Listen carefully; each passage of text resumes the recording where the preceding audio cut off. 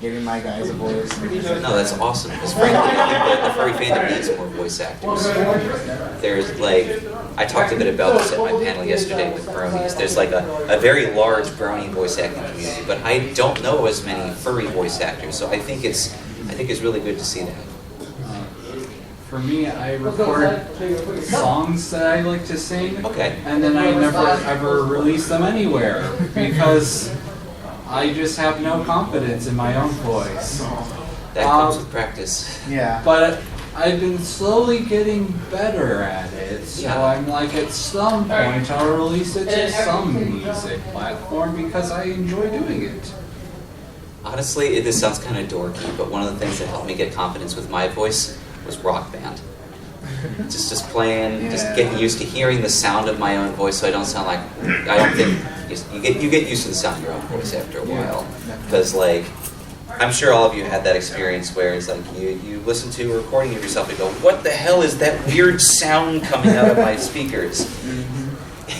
Yeah. So, but the main solution to that is, unfortunately, the exposure. You just sort of drill it into your head until you get used to what it sounds like, and then it doesn't bother you anymore. Although I'll talk more a bit about that in a bit,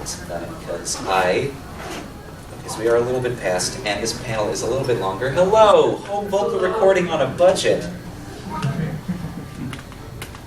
Cool. All right, so let's get this party started. So, home vocal recording on a budget. And so yeah, let's just talk about this a little bit. But first, some things that I won't be covering are to sort of keep things streamlined. First, vocal performance. I'm assuming that you, as a performer, have that on lockdown. I'm assuming that you kind of know what kind of performance you want to do, and also it's just the fact that there's a lot of different types of vocal performance out there, and so it's hard for me to necessarily give specific advice for each one. And so to simplify things, I'll be focusing just on equipment. And not just equipment, I mean just like the recording aspect of the process. More specifically, recording in the confines of your own home.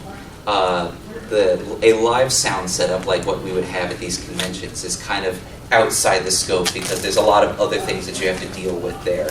The nice thing about a home studio is that it's simpler in many ways. So it should be definitely easier to work with. And definitely more budget friendly. So we'll get into that in a bit. Speaking of which, equipment. That's kind of the thing I think most people are most excited about, or when people think of home recording, they think about the stuff that you need to do it. But I'll also be talking a fair bit about how to use that stuff so that you can get optimal results. So let's talk about the recording equipment itself. I know that not everybody is going to be getting into this from not everybody is like super hardcore about this right away. Some people are just kind of wanting to get their feet wet a little bit. And so I'll be talking about gear from 3 budget standpoints. And so we'll start with the low end. This is the lowest, like the barest minimum you would need to spend in order to get voice into a digital medium. And that low number there is because we're going to be doing all of this on a phone. So the main thing that you will need is a wired lavalier microphone, or what's also called a lapel mic or a lav mic. And those plug directly into the headphone jack on your headphones. And I believe they should still work for the adapters if you don't have a headphone jack anymore.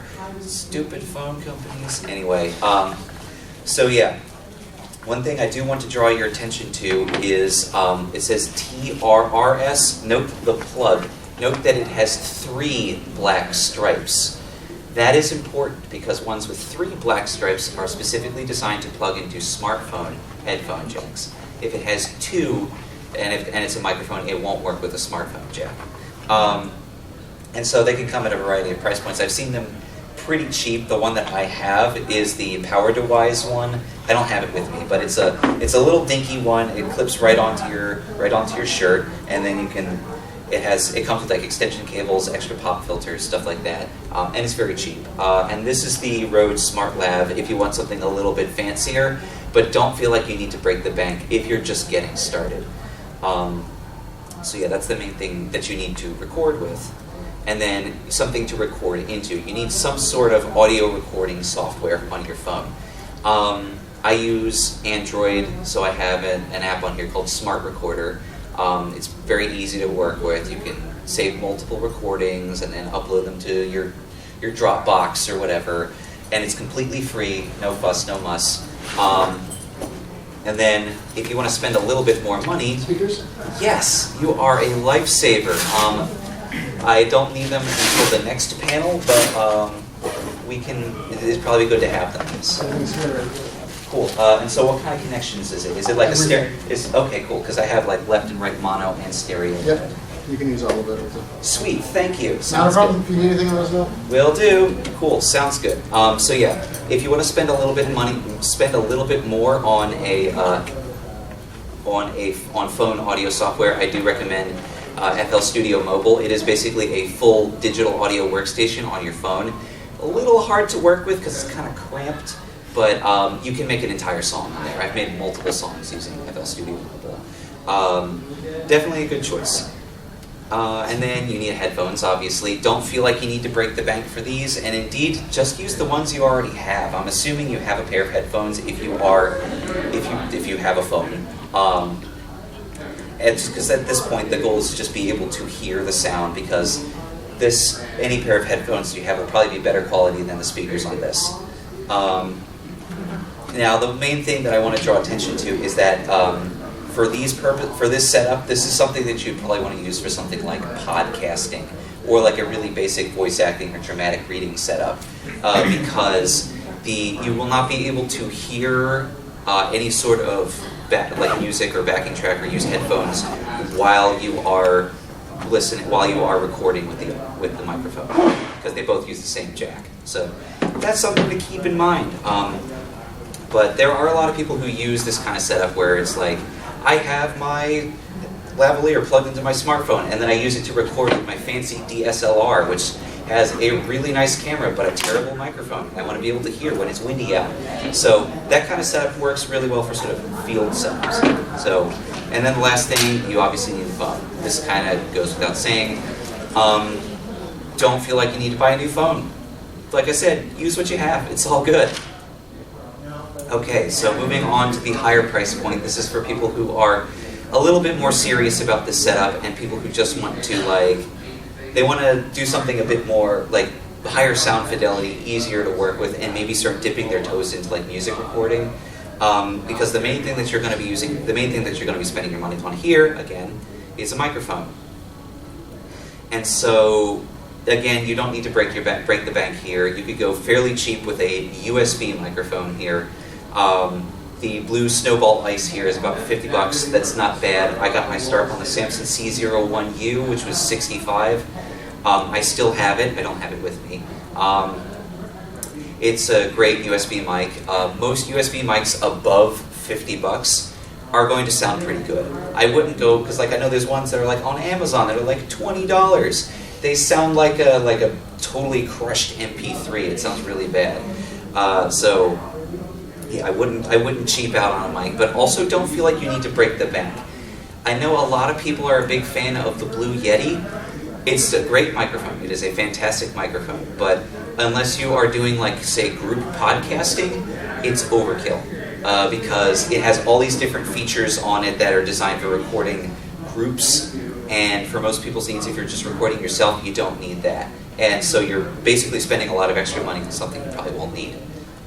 So just something to think about. And so mics, obviously headphones, nothing special here. A computer. The setup is going to probably require a laptop or a desktop. Again, use what you have. Don't feel like you need to buy a new computer. Nothing fancy. And then audio software. This one I do have I have opinions about this one. So there are a lot of great free options out there that are great for getting started and give you a lot of flexibility.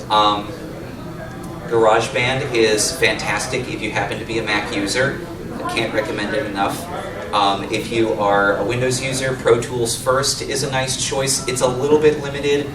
And I think you have to do some weird stuff with your email. I'm not 100% sure because I've never used it, but I've seen it used. And it is decent. It is sort of the free cousin of the professional software Pro Tools. But it is, like I said, it is free. Now about Audacity. A lot of people love Audacity, and I don't have any problem with it, but I find it to be kind of limited if you want to do something like music. Or if you want to do this like more seriously than just like a casual, like I'm going to record a podcast and that's it. If you want to like apply effects to a voice or apply effects to multiple voices, Audacity is a pain in the butt, because what happens is the effects that you apply to the audio get baked into the audio. And so it's like, I want to apply like EQ, compression, a de-esser, and reverb. Okay, all four of those get baked into the audio in that order. Oh wait, I need to change my EQ. Undo, undo, undo, undo. And then you need to change it, then redo, redo, redo, redo. And it's really hard to hear the differences, and then, oops, I closed my project. That entire stack is now frozen into the audio file. So if you can get your hands on a free digital audio workstation like GarageBand and Pro Tools First, or Traction 7 here, this one is completely free and very full-featured. Can't recommend it enough. You'll be able to reorder and modify your effects in real time, and it's much, much easier to work with. Highly recommend. Special shout out for people who want a cheap option, the Field Recorder. This is basically it is an audio recorder, an audio interface, and a microphone in a convenient little box. As you can see, size comparison, this thing is smaller than my phone, and it has basically everything that you need in order to be able to record sound. It's not on currently. It doesn't require any computers, no nothing. It's easy for recording a podcast, recording a room. You can record live music. It's great for interviews. I will say one thing though. Be careful when you're holding it, because if you like move your hand around on it, you hear the creaking of the plastic inside of this device, and it sounds real bad. So just be very careful when holding it. And as you can see, they're not that expensive. These smaller end options are quite affordable. This stand is going to fall over. Let's fix that, because I don't want you to topple. That would be bad. And now the home studio setup. Like this is I'm taking this a bit more seriously, or like I'm going to be Pepper Coyote kind of thing. But you don't have to go, like Pepper's setup is actually fairly elaborate. He has quite a fair bit of gear, so you don't have to go that elaborate. As you can see, the smaller number is quite manageable. That's like a small portion of a paycheck. But note the bigger number.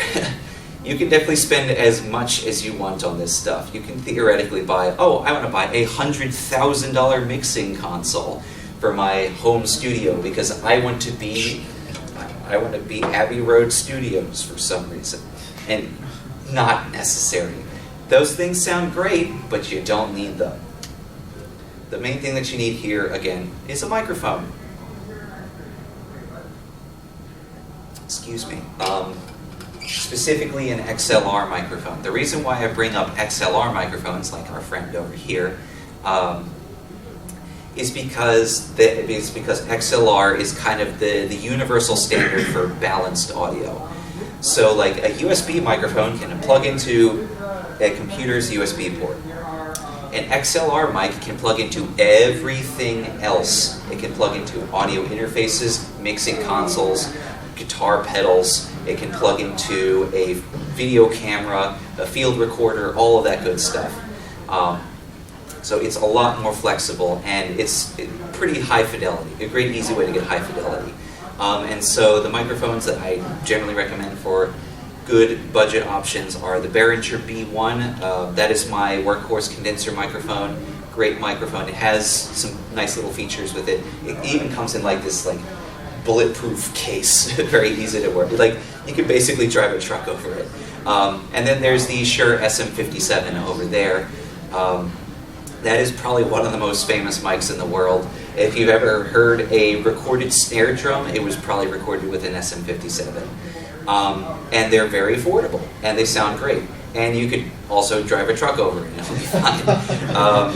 And then if you want to spend a little bit more money, a Shure SM7B, that is another very famous microphone that sounds very, very good, used by the names of folks like, say, Pepper Coyote, Andrew Huang, Michael Jackson. They've all used SM7Bs. They're good mics, but they're also $400. If it's only necessary if you're like really serious about this kind of thing. So don't feel like you need to break the bank on a mic. $100 is kind of a safe bet for a good microphone. Above that, you start to hit diminishing returns. And that's, I think, the case with a lot of types of gear, is that the higher end stuff is really kind of a diminishing returns point over the more budget-friendly options. Cables. I bring this up because most XLR microphones don't come with their own cables, so you need to get one. This one that I have here is way too long, so you don't need a 25-foot cable. You can probably get away with like 5 or 10 feet, and you can daisy chain them together if you need to. They're not that expensive. A mic stand. This thing is a lifesaver because it allows you to put your microphone anywhere you want. You don't have to put it on it. Like if you have like those little dinky ones like that, you have to put the microphone on a table, which is like not great if you want to put your microphone in the middle of the room, unless you want to do what I did when I was starting out and put it on top of a stack of boxes. Not a great choice. This is much, much easier to work with, and they're not that expensive. And that's kind of what I keep coming back to, because this stuff is pretty cheap. We can totally make it work without breaking the bank. And so yeah, that one is the Samson MK10.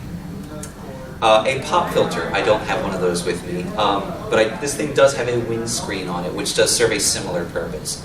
I do recommend the pop filter specifically because it allows you to put distance from the microphone. Now, why do you want a pop filter? Plosives that come out and go into the microphone. And that sounds super amateur, could potentially damage the microphone. It's not great. And pop filters are cheap enough that you can get that basically there's no reason to not have one. Heck, if you're like feeling DIY, you can make your own out of like an embroidery hoop and some pantyhose. I know a lot of people who have done that. I did that back in the day. So yeah, lots of options. Sound isolating headphones. I have them in there. I don't need to fish them out because they're pictured right here. So the main reason why I bring up these specific headphones is because they cover your ears. It's because you don't want the sound from, say, like you're listening to a backing track while you're recording a song or something like that. It doesn't work very well if the audio from your headphones is going into your microphone. You're not going to get feedback, but you are going to run into a problem where it's like your microphone will hear your headphones, and that sounds kind of trashy. So good, solid, closed back ear covering headphones. You don't have to break the bank. Those ones pictured are the ones that I use. They're very good for sound. They're fairly sound isolating, and they are very good for mixing. They have a very flat frequency response, and they're very good for being able to hear bass. Much better than my speakers, actually. So good choice there. And as you can see, you can spend a small fortune on headphones if you want to as well. Don't feel like you need to go audiophile on these. Indeed, audiophile gear is probably not what you want to look at all, because that's generally designed to make the audio sound good. What you want is gear that sort of, it doesn't flatter the audio. It just sort of represents it as it is, so that you can make the song sound good on its own terms. I don't need to go into too much detail about that, because I'll be talking about it more in a sec. A computer. So yeah, have a computer. If you are in the market for a new computer, more RAM is good, better processor is a good thing, and also lots of connectivity, so more USB ports. Definitely nice. If you want something that you can just sort of use everywhere, a good laptop is a good choice. And then, obviously, a desktop is going to be more powerful. It depends on what your goals are. a proper digital audio workstation. I mentioned some free options there. You're going to have the nice thing about the premium options is basically the stuff that comes with them. So that's things like sample libraries, synthesizers, virtual instruments, some more advanced plugins, things like that. That's what you're paying for whenever you get a premium digital audio workstation. But they also don't have to cost a fortune. Reaper is kind of my go-to recommendation for a cheaper digital audio workstation that is still very full-featured. It's only $60 for the non-commercial license. I personally use the FL Studio Signature Bundle. That one was about $300 because it's got some extra features in there, extra plugins, and I like it. It's the main thing to choose here is like find the one that you find easiest to use, the one that makes the most sense to you. Some people really like Cubase, some people really like Ableton Live, some people really like FL Studio, some people really like Pro Tools. Find the one that makes sense for you. They all have demos and allows you can try them out for free before you figure out which one you want. An audio interface, this little box up here. This basically is the heart of your home studio. The nice thing about it is that it allows you to record multiple things at the same time with zero latency. Latency is basically the amount of time it takes for the sound to go from your mouth into your microphone, through the cables, into the computer, and out into your speakers. With an audio interface, that time is extremely low. Like we're talking on the order of like less than 10 milliseconds. If you have it set high enough. And so, like I said, they can also record multiple inputs. This one can record 2 inputs. There are ones that can record up to 10 or 18 inputs. Like, I want to record a choir and a drum kit. So you totally can do that. But you also don't need it, and that's kind of where the different prices come in. It's like how big, how elaborate, how fancy you want them to get. This one here was about $150. There's the Focusrite Scarlett Studio, which is like kind of the cheapest of the Focusrite line, which only records one thing. I think it records one input, either a microphone or a guitar. Actually, I think you could do both at the same time, now that I think about it. But it is from Focusrite is a fantastic brand for audio interfaces. Definitely a good choice there.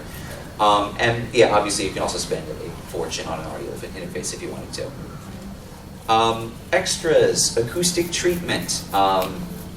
They're designed to make your room sound better, make it so that you don't have weird flutter echo and stuff like that happening. Definitely a good choice if you want that. And then you can also use studio monitors or or reference speakers. Like these two here are the ones that I use. Like I said, they're a more accurate way to hear the audio coming out of your computer. So the main thing that I want to drive home here with all of this is that you don't need to spend multiple millions of dollars on your Hans Zimmer studio in order for you to be able to make music. Your home studio setup can be a bit more meager. This is my setup, and as you can see, there isn't as much stuff, but I'm able to make all the music that I want to make. Alright, so before I move on to how to use the stuff I talked about, are there any questions? I have a question. Sure, what's up? I use a microphone that just plugs into the mic jack on my desktop. Okay. Is the quality better through XLR? Judge it by ear. Mm-hmm. The main issue there is going to be the latency, though, because there is the audio interfaces that are built into a computer, commonly known as a sound card. They don't do as well in terms of latency. Like they do make like audio interface like sound cards, but most computers don't come with them. Most computers are like a Sound Blaster or something like that. And those have like latency on the order of like 100 milliseconds or more. And so it's going to be like talk, comes back, talk, comes, and that's going to really throw you off. So not recommended. So yeah, that's generally why I recommend, like, if you're doing something like, I'm going to be doing like gaming streams or like live chat with my friends while I'm playing, I don't know, Minecraft. They work fine. That's what I do. What I use for Minecraft. This is like not what I use for recording for Minecraft. That's too much. But yeah. So long story short, they probably wouldn't be good for something more elaborate. Though to be fair, I did get my start on a Logitech headset when I started recording vocals. Oh my god, it sounded like a potato. It was a problem. All right. Any other questions?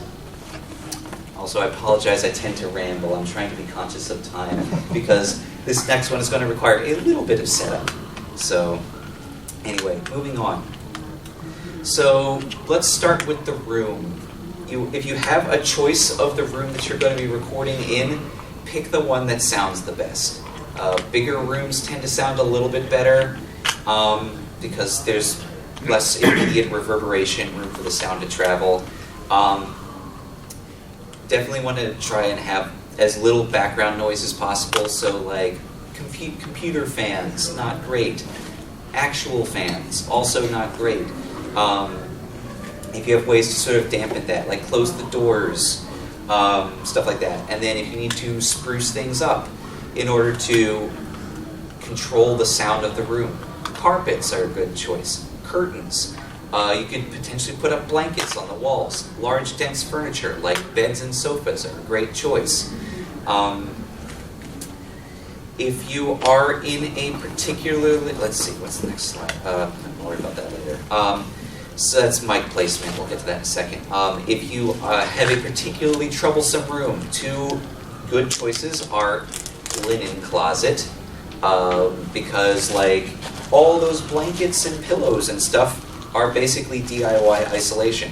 Very, very nice. The other option, if you don't happen to have a walk-in linen closet, but I'm assuming most people have tables and chairs and winter clothing, is to take a chair, upend it onto the table, and then drape a large puffy coat over it, and then put your microphone inside. It's very, very cheap, but it works. If you're in a place where you need to be able to record very clean vocals, that's a great way to do it. I mean, like, you could probably even use something like a blanket to do something similar. Definitely a good choice there. All right, so now let's talk a little bit about mic placement.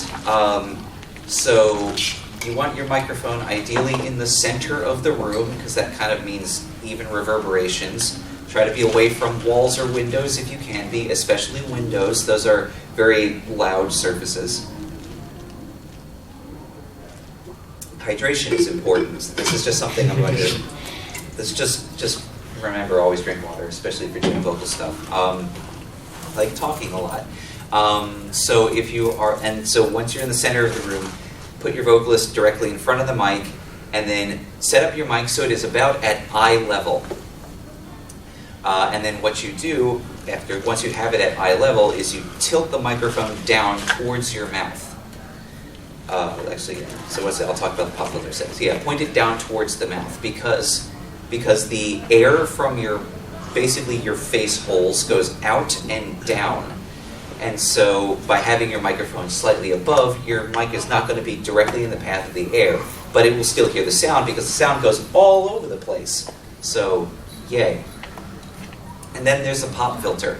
You want to put that about... I usually use my fist as a gauge for distance. This is going to be a bit different in terms of the size of people's hands, but it's kind of a rough estimate. It's not a bad choice. And then, let's see, so this kind of gives you an idea of how far away it is from the mic, because you don't want to be like right up on, like, because when people have like the pop filter right up on the microphone, it doesn't have space to do its job, because the plosives like don't have enough room to disperse. So let's talk a bit about mic distance. So the different distances from the microphone kind of create different effects. If you're very close to the microphone, it's good for like a sort of close, intimate vocal sound. But you're more likely to get spit noises if you get very close to the mic, which is gross and is very distracting for people. So and you also have to turn the microphone down. I'll talk about setting the volume a bit. If you're farther away from the microphone, you have to be much louder.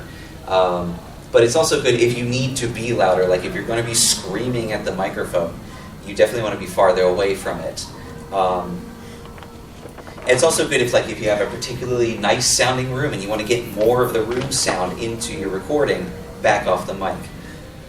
So with all that in mind, the general rule of thumb is between 8 to 12 inches from the mic.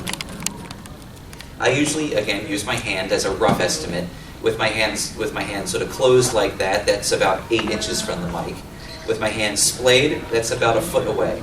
And that kind of is a nice balance between room sound and direct sound without any of the weird side effects. Speaking of additional side effects, the proximity effect.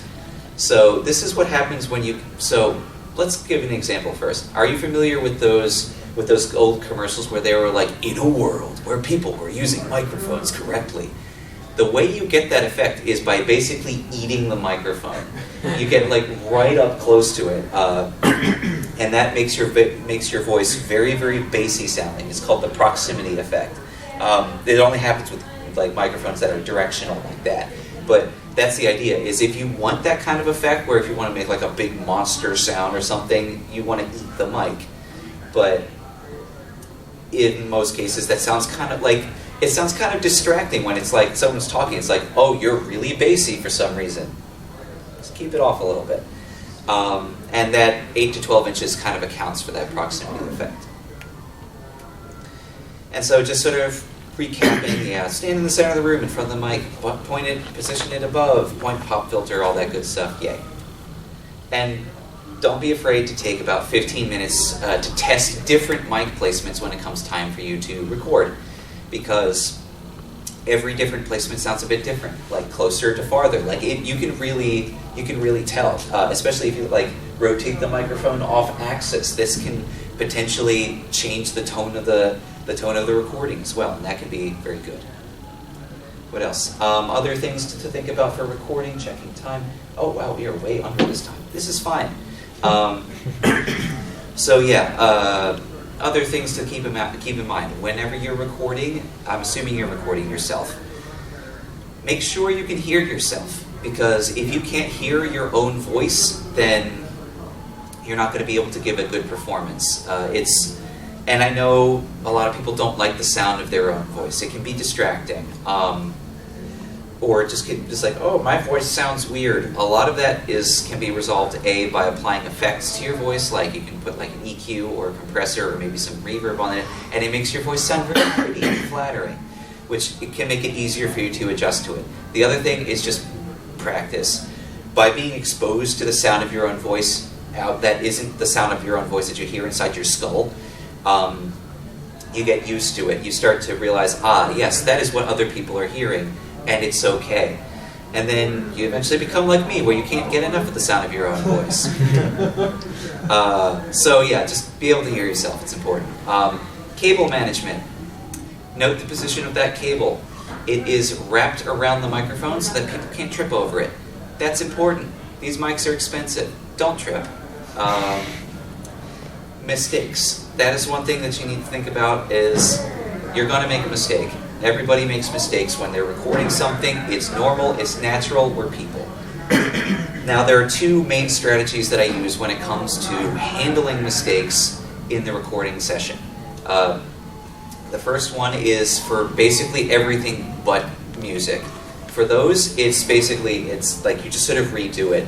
I'm recording my thing and blah, blah, blah, blah, and oops, I make a mistake. Back up slightly, and then you do it over and say it right, blah, blah, blah, blah, keep going. Oops, I make a mistake, and then keep going, blah, blah, blah, until you get through the whole thing, and then you edit out the mistakes in post. Very easy. For music, that doesn't work as well, because every time you back up and have to restart, it gets you out of the groove.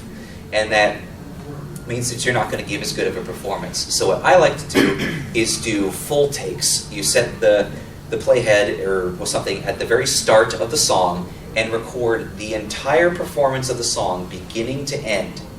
And then you do that 2 more times, 3 full recordings end to end.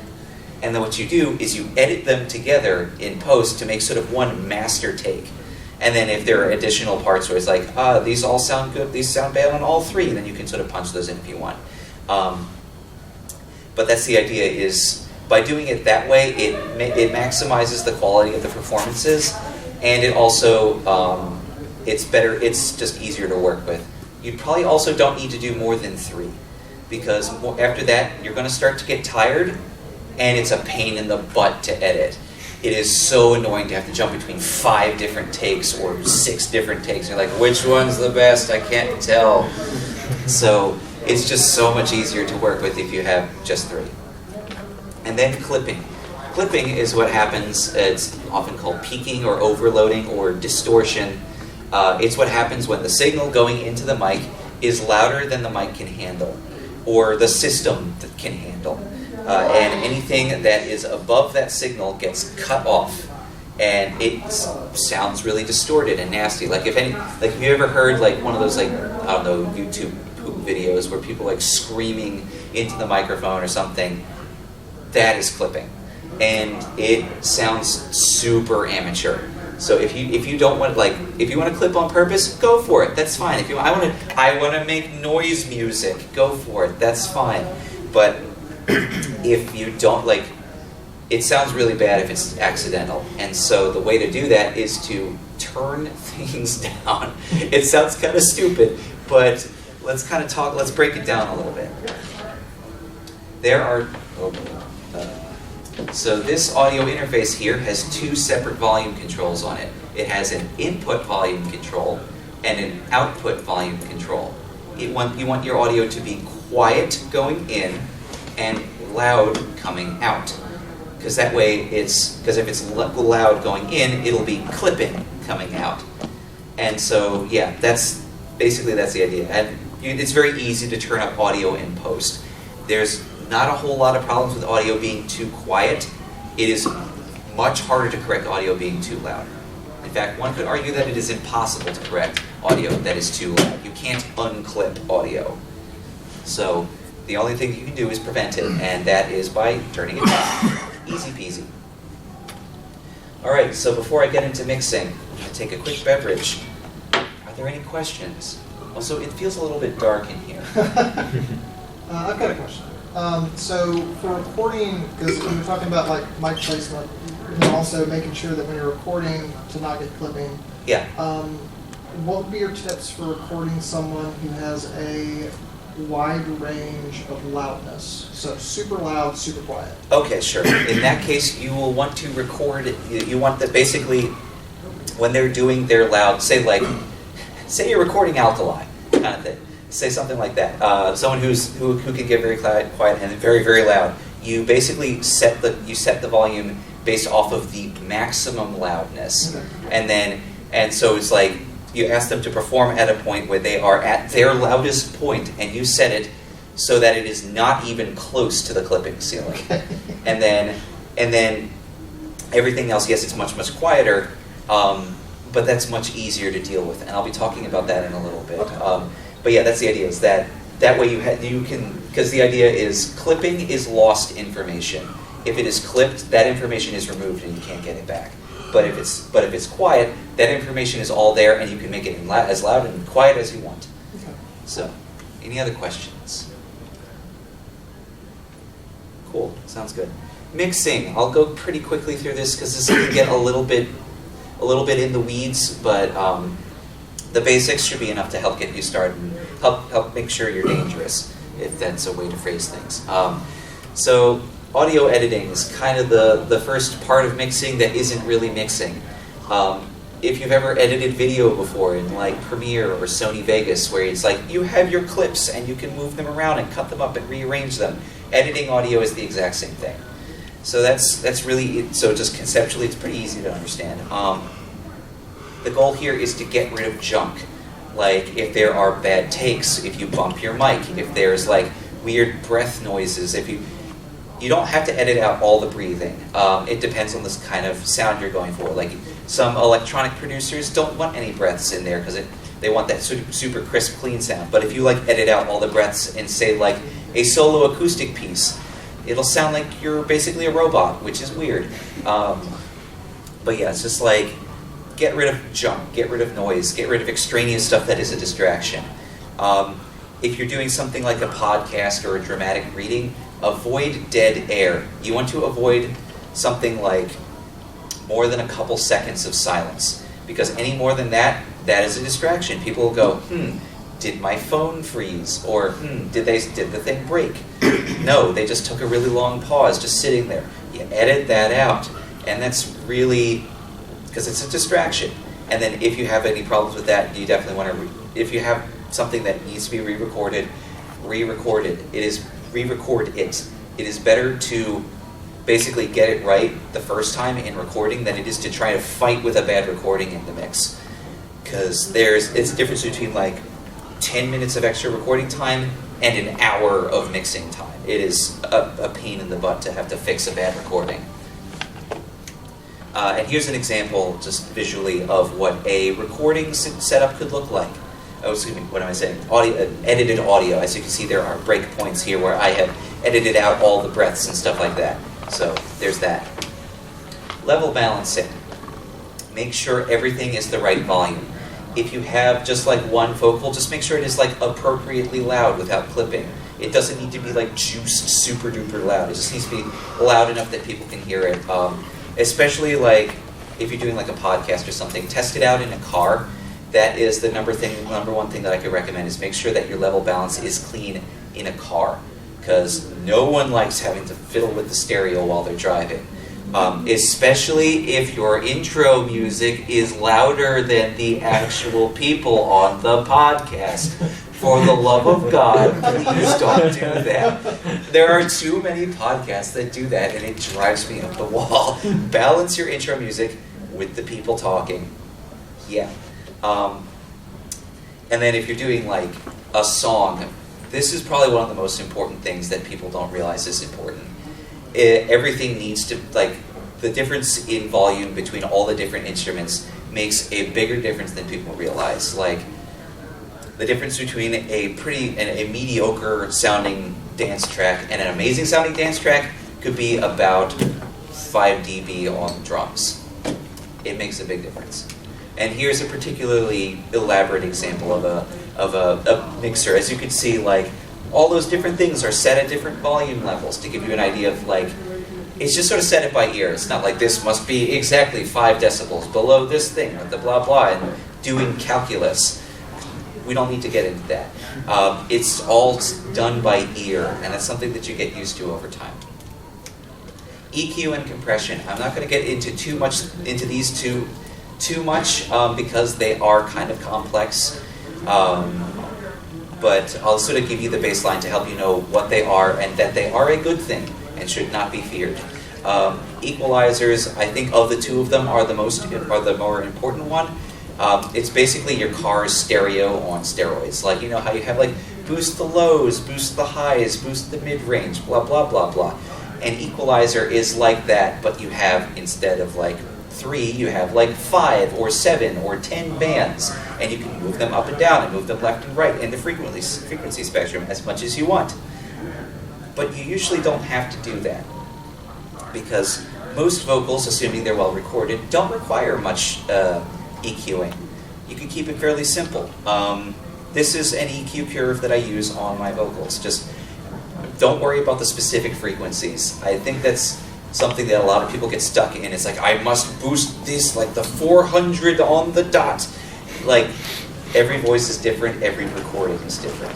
Play it by ear. But 2 general rules of thumb that I found for EQing vocals are: little dip in the low mids gets rid of some of the boxy, muffly sound, kind of makes it sound a bit more open. Buzzwords.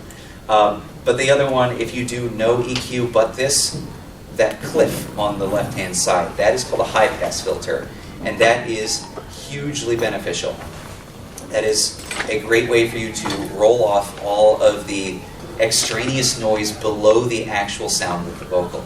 So things like trucks going past, a stray plosive, accidentally bumping the mic stand, all that stuff can get completely eliminated using a high-pass filter. And indeed, most recorded instruments have some low frequency noise, so they could benefit from some degree of a high pass filter. I wouldn't recommend high passing something like a bass guitar or a kick drum unless you have a really messy low end and it needs some cleaning up. That's getting in the weeds. For vocals, home vocal recording, keep it simple. Usually about at 100 hertz is a safe point. And here's an example of a compressor. A compressor is basically an automated volume control. And this gets to your point earlier about a vocalist with a very dynamic performance. This helps tame their dynamics a little bit, where you turn up the quiet part. Well, basically what you do is it turns down the loud parts, and then it turns up the overall volume of everything so that it basically turns up the quiet parts. And so it reduces that dynamic range, which is good for making sure that you can hear, like, you want to preserve the dynamics because it's very expressive and pretty. You don't want to like sausage it. That's not a good thing, and that's what they call it. It's like if you overcompress something, they call it a sausage. But yeah, so if you want to preserve those dynamics, but you don't want it to be so broad that like it's deafeningly loud at some point and bing. So yeah, that's my point. So that's I'm not necessarily going to explain how to use a compressor. I actually have an entire tutorial on how to use a compressor on my YouTube channel. And I'll be putting that up in a moment. And so checking the time, we've got 15 minutes. Good. Some best practices for mixing, just general stuff. Mix at low volume levels. You don't want to experience ear fatigue, which is what happens if you mix. Basically, if you listen to the same sound for too long, listen to loud sounds for too long, your ears start to get tired. And that starts to color the way that you hear the sound. Because if you listen to something for an extended period, you get used to hearing it one way, and then you say take a 15-minute break, you come back, and it sounds completely different. Like the balance is completely off. It's like, wow, that is way too loud. And so, yeah, it's important to mix at lower volume levels and take frequent breaks. I usually, when I have to do like critical listening stuff, like at the very end of making a song, I take a break every 15 minutes. It's every 10 minutes. That gives me enough time for my ears to relax, and I take long breaks in between just to make sure that I'm hearing everything as precisely as possible. Compare your stuff to something made professionally. You're probably not going to get it exactly the same, but like whether you're talking about music or a podcast or whatever, it'll give you a general ballpark of what to shoot for as far as things like overall loudness, frequency balance, relative volume of different instruments, things like that. And then that last one, if you remember nothing else from this presentation, if it sounds good, do it. If it sounds good to you, you're doing the right thing. Don't stress too much about like getting, it has to be exactly this number of dBFS or something like that. And especially don't beat yourself up about like breaking the rules, like, oh, you have to use a high pass filter, or you can't use parallel fifths or whatever, music theory. My point is like, there are exceptions to every rule, and don't feel bad if you are breaking the rules, because there are no rules. If it sounds good to you, you're doing the right thing. Now, your ear will, you will get more, better musical taste as you get exposed to more things, and you'll be able to make, musical judgments that more people will, find appealing, but that just takes practice, it just takes experience, and don't doubt your ears. You're the ultimate judge of whether what you're making sounds good. So, soapbox off. That's what I got. Any questions?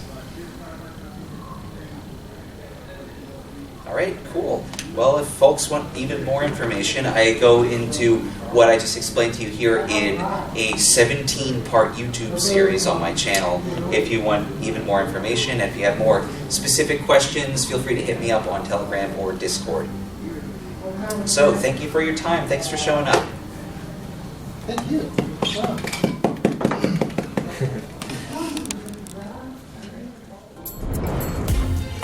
Silver got to man, keyboard me a coffee. Silver Gatoman, here is the song for thee. He likes to video all the panels at the cons. You should go and watch them whether they are short or long. Silver Gatoman, you video that's not a jibe. All of you go to his YouTube channel and like and subscribe.